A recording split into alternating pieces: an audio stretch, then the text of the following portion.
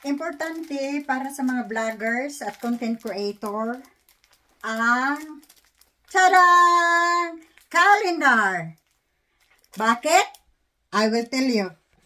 For effective and efficient vlogging and making contents or making videos, we need a calendar because we can schedule our live streaming or our videos, what kind of videos we will be making on a certain date. Like for example, like me, I will do my live streaming every so often, like every Friday. So Fridays, I'm gonna write here, live.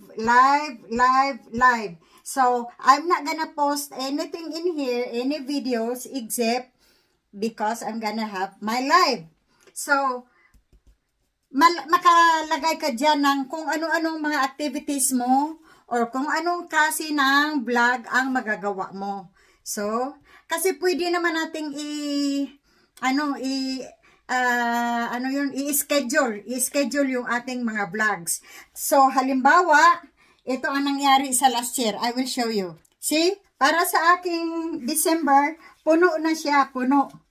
That was last year. And this was my calendar for last year. Ayan, oh.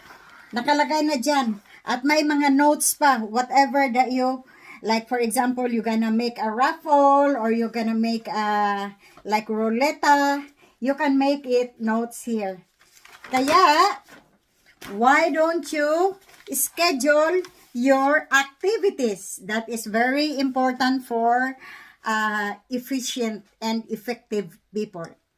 Thank you for watching my video. This is Senior's Life in America, and I hope that you would agree with me that making a schedule with your activities is very, very important. Thank you for watching. Please subscribe to my channel and click that notification bell button. And this is the most important. Please share it to your friends, because when you share it to your friends, they will get idea also. Gets? See? Live.